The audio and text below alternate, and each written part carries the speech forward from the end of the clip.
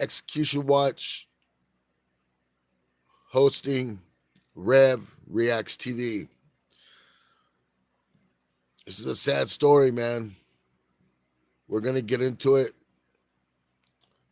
Let's go. Oh. Okay, but the press, a core of the press have gone in with the Yes, building Michael Grasnick and all, and the Corpus people. death penalty.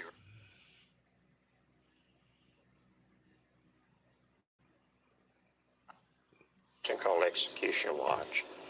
And what we do, we come up and interview people who are on death row who have a scheduled execution. And what we do is we interview them, and the primary purpose behind that is twofold. Number one, we want the public to know that you're a living, breathing human being, and that you have some merit. We want them to know that. And number two, we want to give you the opportunity. Is there anything you want to get off your chest, anything you want to say, you're welcome to say it. Because what we're going to do is record this interview on film, we're going to record it on audio, and we're going to play it on the radio. We know it's not going to be censored. It's going to be completely what you want to say. We're not going to edit any of it. And I trust we have your consent to do all of this. Of course. Okay, well, I appreciate that. And I want to know, I really, really appreciate you talking to us. Now, one thing we talked about before we began the interview, one thing that's been very unusual about your case, and I told you at the very beginning, I don't think you belong up here. And the reason I don't think you belong up here is, number one, you were 21 years old when this happened. Number one, what you did was not an intentional act. As you well know, you were simply fleeing from the police. But I understand it, and correct me if I'm in error, they sprayed you with some gas, and you couldn't see, and you hit the officer. Is that pretty well correct? Yes, yeah. They only say don't hit me on the side of my face, but that's not true at all. What actually happened that you couldn't see the officer? Oh, how did I see him? Well, when I got, do you want me to explain it from the beginning or the end? Yeah, just how I got pepper sprayed, or how that exact incident with the officer. Exactly. Okay, when I got pepper sprayed is when the police officer pulled me over. I for not making a complete stop at a stop sign. So it was a stop sign, just a traffic violation. In a way, because that same officer, Sergeant Cox, he was on that beat for the third time, having been called to 3 blocks down to this residence of some man in a blue truck that was harassing and threatening his girlfriend, wife, or whatever she was to him. And so when he pulled me over, he thought I was that person. That's why. Even though it was a traffic stop too, but when I pulled over, I told it I was gonna get into this gated fence. So I'm saying, just avoid any contact period with the police. But when I got down, I was around my hood. The officer said, "Come here," and I told myself, they ain't gonna find nothing. You know what I'm saying? I mean, I'm just gonna give me a ticket or whatever, right? And so I turned around. I started walking to him, and when I got in like maybe 3 feet span of him, he reached out and grabbed my shirt, and he like tried to throw me to the floor. But you understand, he thought I was this other suspect because I had a dark green expedition, and so when he tried to throw me to the floor, it's natural in my instincts, right? My leg went over his leg, and I stopped myself from going to the floor, and I pulled back, and that's when my whole short turn, and I just swung at him twice, and that's when he like stumbled backwards, and he put out his pepper spray. His taser. He put out his taser. And when he told me get to the floor, get to the floor, and when I was already in flight mode at that time, I'm worried, my shirt's all torn, and I'm just trying to get away now, right? And so when he did that, I went towards him, but I stepped to the left real quick. And that's when one prong hit me, and the other one hit the torn shirt. Then that's when I hit him twice more, and that's when the taser fell down. I mean, his taser fell down, and he was also grabbing for his radio, and that fell down as well. So he stumbled more backwards. So now we're like where the trunk of his cruiser's at, and where his trunk of the cruiser's at, and that's when he put out his mace. And when I hit him twice more, he was arching it already, and so where he was falling, it's like happened so slow motion. When he was falling, it went right in my eyes, and I'm telling you, he didn't get me on the side, he got me right in my eyes, right? And I already knew, I need some cold air, because I've been pepper sprayed before, not by the police, but just to see how it felt like. And so that's when I need cold air. So when he fell down, He fell down. I walked to my right. I walked to my right, got in, turned it on, turned on the AC full blast. Now that's when I took off.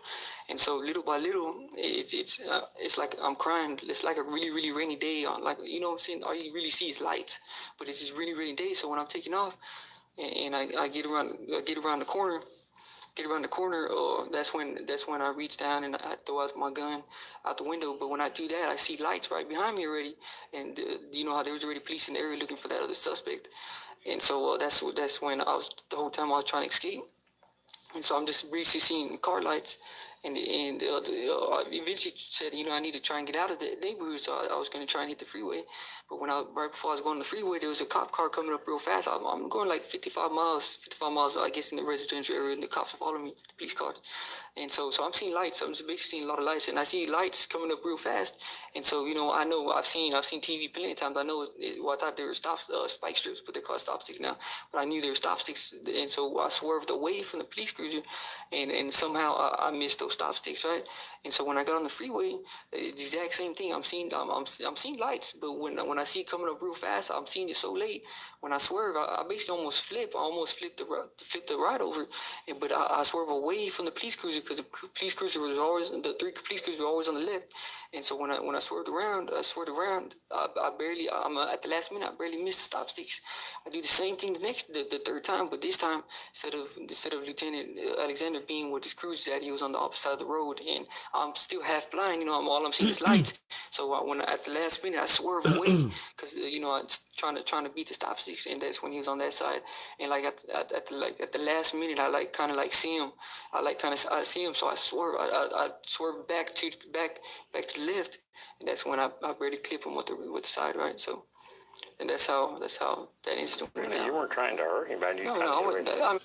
So chat, 3 times he misses those strike sticks. If you just heard his testimony, the whole get down when he got pulled over was the police officer thought he was for another call, which was a domestic violence. So when he got out of the car to talk to the cop, like why he got pulled over, the cop grabbed him. And that's where he was freaked out, like, whoa, what's going on? And he was trying to take him to the ground. And he's thinking, hey, this is supposed to be a traffic stop. You know what I mean? This is what he's saying. So he just kind of like swings back at him, gets out of his hold, gets in his car, and takes off. All this happens, chat. Misses the strike sticks 3 times. No, twice. In the third one, he just did the same thing, but that time the cop was on that side of the where they threw the strike sticks. And he clipped the cop, and the cop died. 21 years old. Gets death sentence. Gets put on death row. Man, I don't know how many cops have committed murder. Shot people in the back of the head, shot people in the back, shot this cop that is fighting a case right now. He just shot a guy in a wheelchair in the back 9 times. Murder. Our society, man, needs to wake up. This is a 21-year-old young man, pretty much probably like with a 17-year-old, 16-year-old mentality in the neighborhood. Now he's getting ready to die. 2 weeks from now, this young man is going to be executed if they don't stop it. Let's continue, chat. Ring that bell. I want to hear you in the comments, please. Let's go and let's make sure we let this video play to the end, so at least I can get credit for it. Support the movement, guys. I love each and every one of you. Let's go. If I was trying to hurt somebody, I would have kept my gun, right? It makes sense, wouldn't it? Of course it makes sense. But the whole thing. They say I was out trying to hurt as many officers as I can, because they say I swerved and others. I couldn't see, I couldn't see, and so I mean, my whole potential was getting away, but it never happened, right? It escalated, and that's why I'm here. And Well, Daniel, this is why I think that this should never have been a death penalty case, because there's no intentional act on your part to hurt anybody. And all it was just a simple traffic violation by stopping at a stop sign that ends up with you being up here. Yeah. My question is, at trial, you pretty well wanted the jury to convict you and give you the death penalty, and you pretty much say that. Well, at the beginning, I kind of see I don't want to really live the rest of my life in prison. But then that's when my counsel say, this ain't a capital case. This is involuntary manslaughter. You're gonna get involuntary manslaughter. And so that's when I actually tried helping at that time. But once they found me guilty of capital murder, that's when I lost all hope. Right? It's like, why am I gonna want to live the rest of my life in prison? Or But did they give a jury the chance to find you guilty of involuntary manslaughter? Did they get the chance to do that, or is it just straight capital murder? they had the option. They had the option of capital murder or involuntary manslaughter. I see. And so, but they choose the higher one. And How in the world did they ever prove you intentionally did this? What did they do? Just because it was a policeman? Or? the DA explained to them, intent can be in the snap of finger, and so they say I intentionally swerved, which is true. I intentionally swerved in that direction. I didn't know he was there though, but when I seen him at the last minute, I tried to swerve away. That's why I barely clipped him. I mean, obviously, I was trying to avoid hitting him, but it just didn't work out that way. And he explained to the jurors, I had that quick thought to kill an officer for some reason, for fun, I guess, and that's how he convinced the jury that I did this on purpose. But it seems to me, though, that if you intend to hurt somebody, you would have kept the gun and tried to shoot somebody and didn't shoot anybody. And my lawyers have brought that up, but it just went on deaf ears. You know what I'm saying? It's just there's so many officers that testified against just this low life criminal, and it's kind of hard not to believe the officers. It's natural for us to naturally believe the officers first before they believe the low life criminal, right? And so I understand that, and also understand if I understand why I'm here, because if that was one of my people that got killed, I would want the maximum punishment for them too. And so that's why I can see the side of the police officers and the DAs and them putting me here, even though it's not a capital murder case.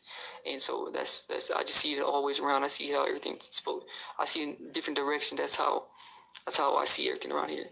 So basically, if I understand what you're telling us, is that you wanted the death penalty because your alternative was even more horrible than dying. Is that correct? Once they found me guilty of capital murder, I just didn't want to fight no more. I just didn't want to do nothing. So I didn't take the stand. I didn't tell the jurors nothing, and they just found me guilty of capital murder, right? And so I didn't do nothing to make them think. I didn't do nothing to give me capital murder. They gave it to me.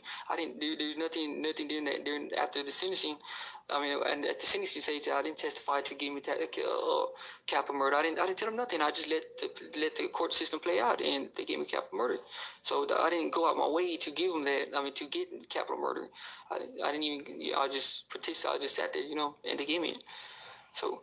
And then during the trial, you pretty well told your lawyers that, didn't you? That you wanted to get the death. Oh yeah, that's my lawyers. I have confidential relations with them, and so I could tell them basically anything, right? But I still didn't go and tell the jurors this. These are the people that matter, the jurors. So I told my lawyers that, but I didn't do anything. I didn't do anything to persuade the jurors to give me the capital murder. So you really just did nothing. Is what you basically did, as I understand it.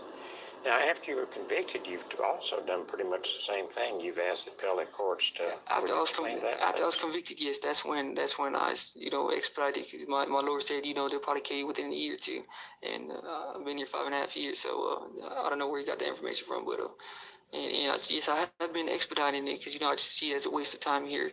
Yeah, I just want both sides to move on. Both the victim family and my family to move on in life, and I see the only way that they're going to do that if I'm finally gone, and that's why I'm doing this. Is there anything, and again, this is entirely up to you, is there anything you want to say to anybody, or anything you want to feel, or anything you'd like to say about your trial, anything you want to say about the conditions you've been in up here and the problems you've had, anything you want to say to anybody? Yeah, but you say yes or no. Sometimes the nod doesn't work very well on the radio because they don't pick up nods. Chat, we're gonna go to the next because as we go to the next one, I want to share something with you. This young man is giving up on life, and he just wants to move on. And and at that point, he it really is sad, chat. What we're seeing on these death row interviews. I want to share this next interview with you, and Vanishes. with Daniel, he just said it would be better that he would go and that his kids couldn't build a relationship with them because it would just be harder on his kids, which I understand to a certain point. But I believe as a man, he has an obligation to teach and share his life with his children as much as he can until that day, to also teach them where he went wrong, and he can help better them and their choices. Plus, it's not about just you either. It's about your family and the people that love you. Again, to me, you made one selfish decision. Now you're making another. And I understand where he's coming from. But again, you have to stop and think about what the people are already going through, not having you. Your kids love you. Your mother loves you. Your father, your family, your friends. People that just want to be part of your life, and until that time, because it's going to be hard when you are gone. So I just need to hear from you guys, your comments. Let's look at this next interview. yes, And I don't ever have to do it. I'm only going to use it if I do a show and I'm going to broadcast your voice while you're literally strapped to the process. table. You're going to be more than strapped to the table by the time your interview starts. Right. Okay? In the meantime, if anybody wants to get their hand on this thing, they're going to have to kill me first. Thank you. Because I ain't up in it. If I get a subpoena, I'm going to say, put my ass in jail. I ain't afraid to go to jail. Been there, have friends there. I do well in jail. I understand. So I'm not afraid of them. They ain't going to get this out of me. They ain't going to get it out of Purtle. They ain't going to get it out of Elizabeth. Right. Now, my first question to you. Yeah. If I've heard you say over and over, this is about the record that y'all go on the execution watch. Sure. How many times you know yourself that record to be wrong? How many times have I pointed that out? How many times have I asked those lawyers questions? Well, but you don't. Why ain't this part of the interview? I haven't started the interview yet. Oh. Because, I thought we was going. Okay. Now, this is the deal. First place, I need your permission to broadcast this under the arrangements that it will not be broadcast unless you are on the gurney and the process has begun. Yes. Okay. I need your permission to show the video after that. Yes. Okay.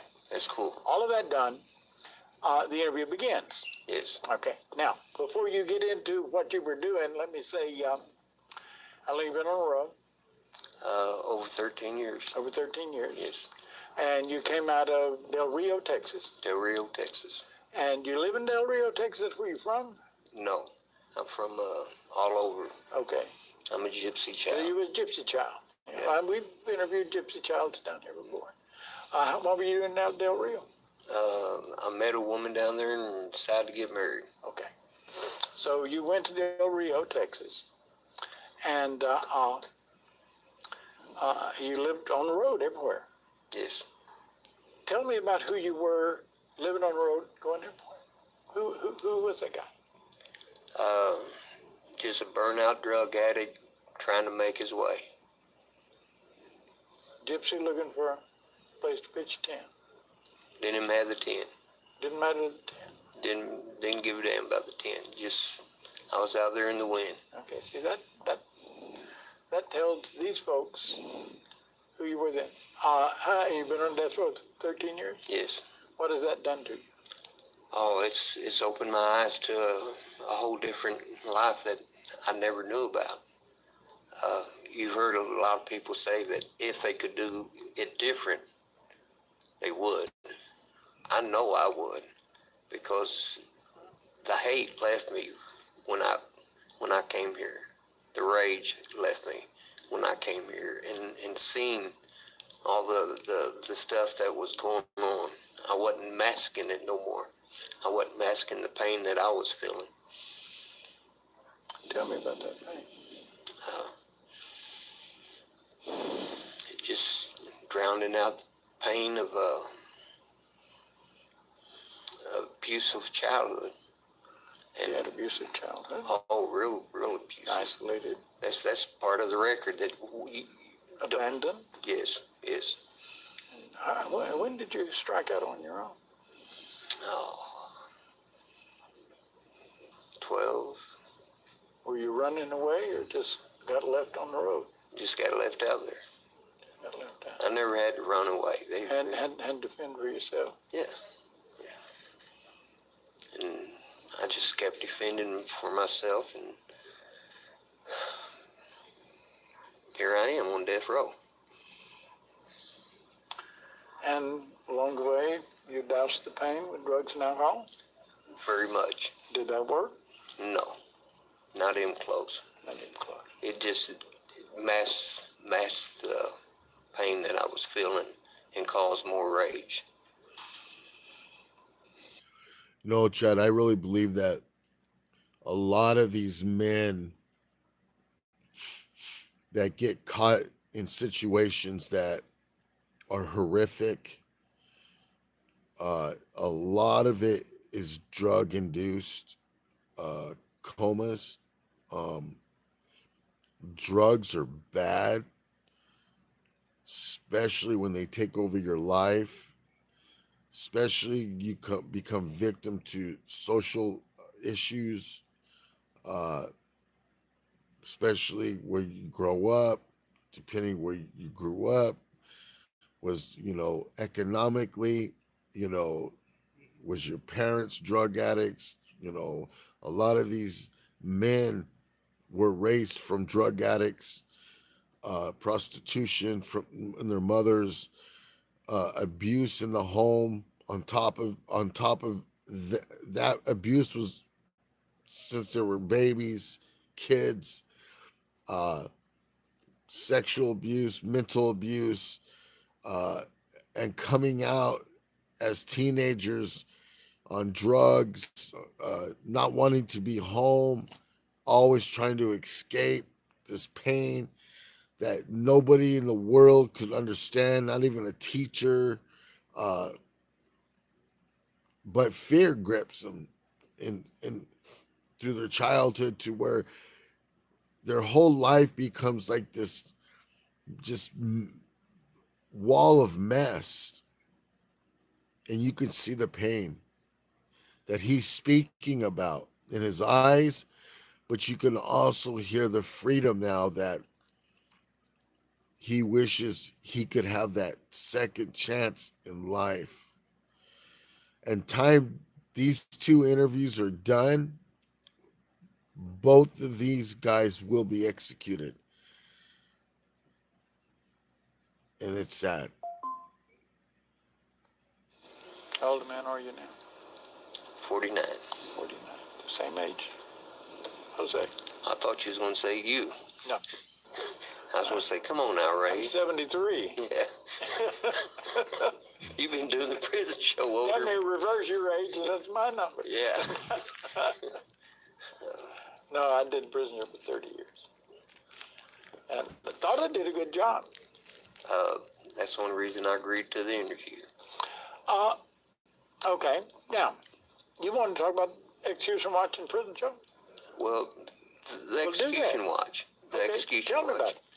Well, you have said many times, I do this generally what's on the record, what we go by.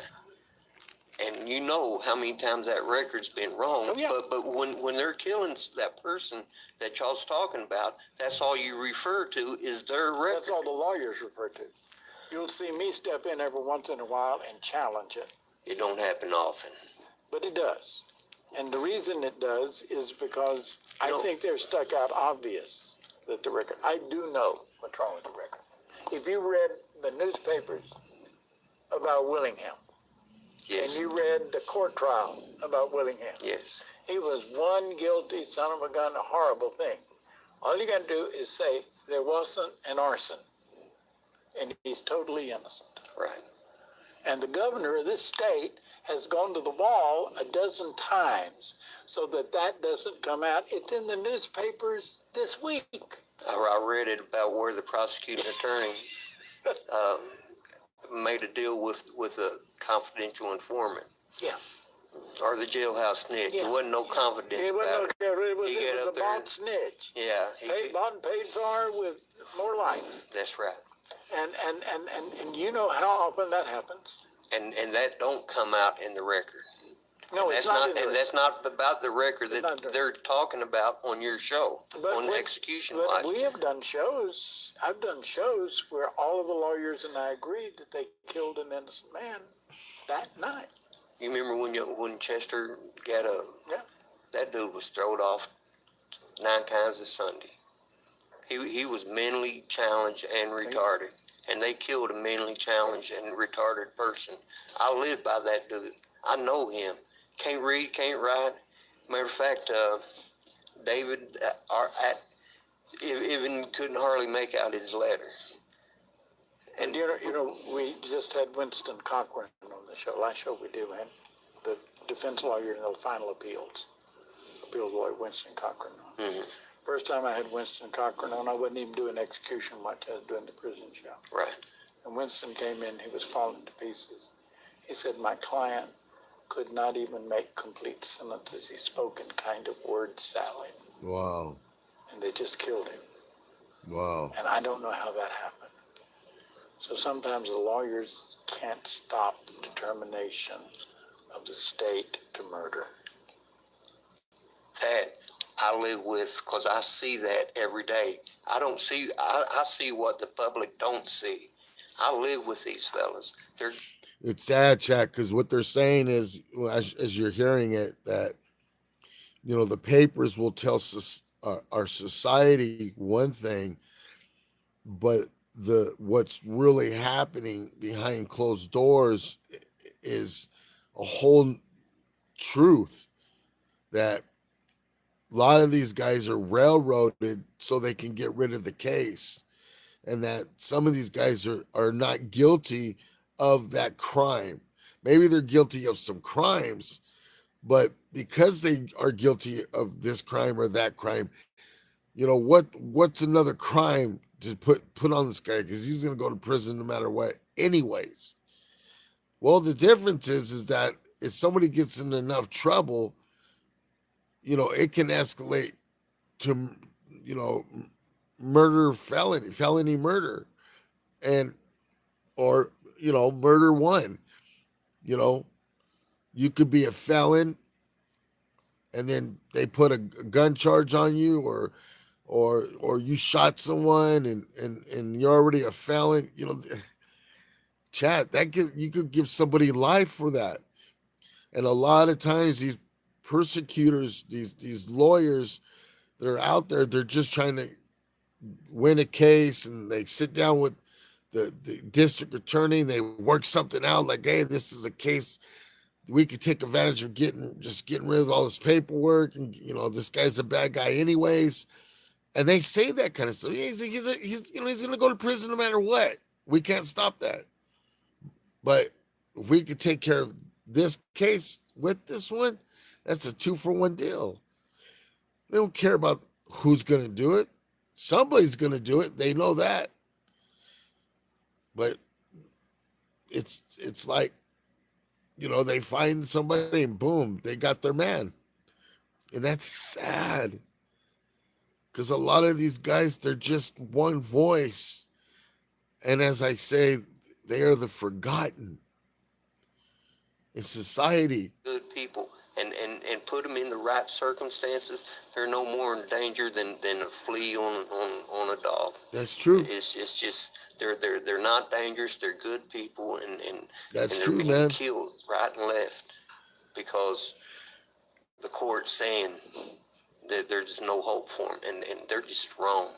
You know, I consider myself a poster boy for the death sentence. I have no quarrels about being executed. Okay. They're doing me a favor. I'm ready to get the hell out of here. Sound like work. Time to go. It's time to go. It's like they put me on level on death watch. And then write somebody up for sending me something to drink in the day room because I can't make store. And they write somebody up, knowing they got me around all these level 1 people that's not going to let me suffer. But they're going to write them up for sending me something to drink. That's a trick bag they're putting people in back here. Now, is this something that happened recently? Yeah, this past week. Well, I mean, you're on death watch. They can't put you anymore. You wouldn't think so, would you? No. But they come on, Ray. You're not new at this game. You know if No. I remember. I've had conversations with Wayne Scott, who moved death row over here after Garuli. right. Now, you weren't around though. No, I came 2000. But those legends don't die on the row soon. No, I follow you. But Billy Hughes is alive and well on death row Yes. because of he and I and Wayne Scott as death row sergeant got the work program in place many years ago. Okay, and they took it. After Garuli escaped, they ended it Yes. because they thought he was doing some plotting and planning. Well, if Garuli was doing a lot of plotting and planning, why is he the only one who made it to the fence? Right. Why have they not had some kind of program for us in 13 years? Yeah. Why have I done nothing but sit in Well, you cell? understand that the guards union has joined you in breaking that up. I know y'all are talking about that back there. Well, here's what we know. That the only thing they know about is punishment. They don't pull you inside and say, you know, that wasn't cool what you did. Won't you just cut it out before we have to step up? They just want to put their foot on your neck, and that's all we know for sure. That's what we know. And they got their foot pretty hard on my neck right now. Over something to drink. Yeah. Cup of coffee.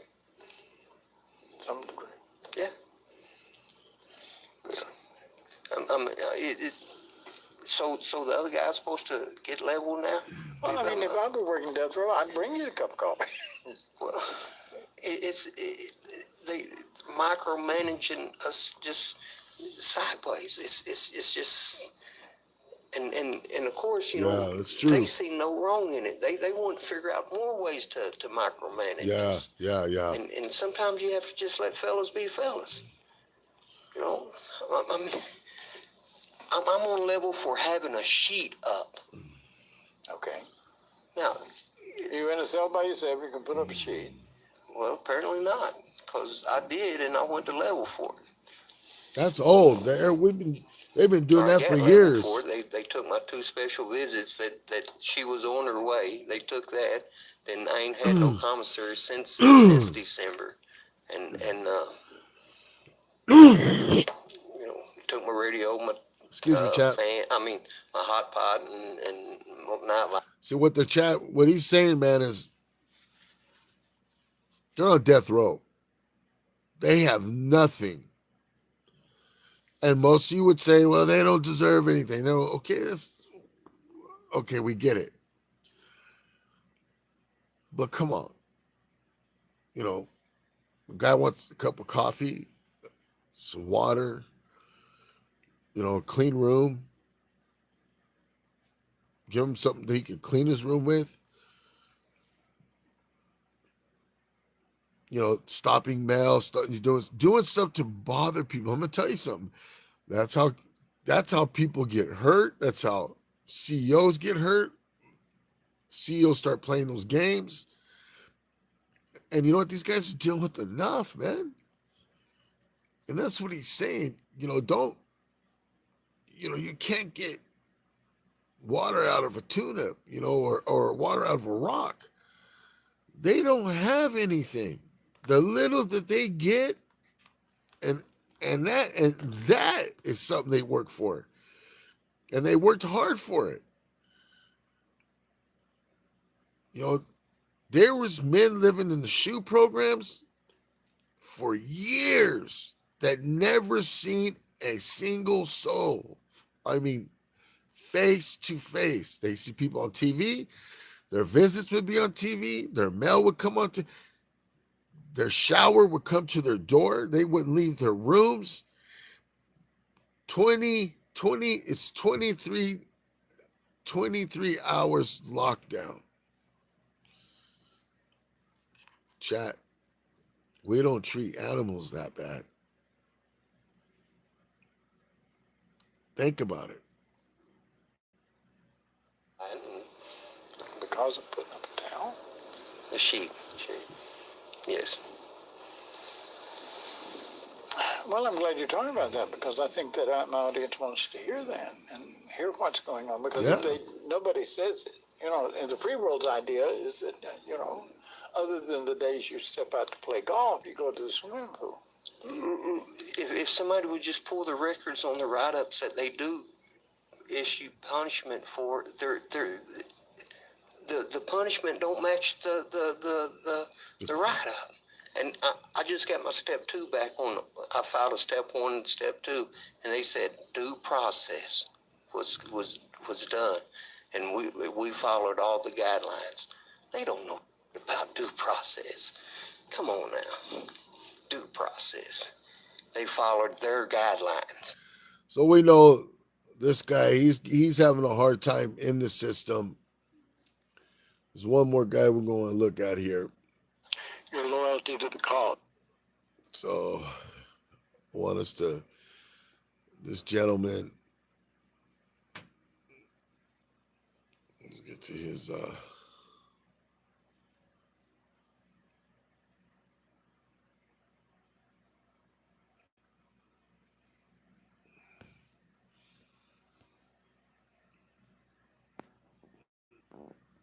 there we go. Incompetent. Should I say incompetent? No, I don't think incompetent is the proper word, because they competent and they just ineffective. If it's benefiting them, they getting paid, and they'll do what they supposed to do. But if it's not, they ain't getting no pay. They ain't trying to do nothing. So these 3 are scheduled to be executed in the next 3 weeks, 1 for each week. And this is Texas. Texas does not play. Think about this. It's like I was telling you a while ago. When I went back on my execution to get my execution date set, the law say we are entitled to counsel from the beginning of our appeals, federal appeals, to the end, all the way to clemency. Okay, they held an actual adversarial proceeding when they took me back to my county to get my execution date. The judge asked me, "Is there any reason you feel you shouldn't be executed?" My words to him was, "Where my attorney at?" And then the second words was, Abilene Rainer will tell you what happened in my grand jury hearing. I'm sure that the judge know, because the judge was a part of his law firm at the time.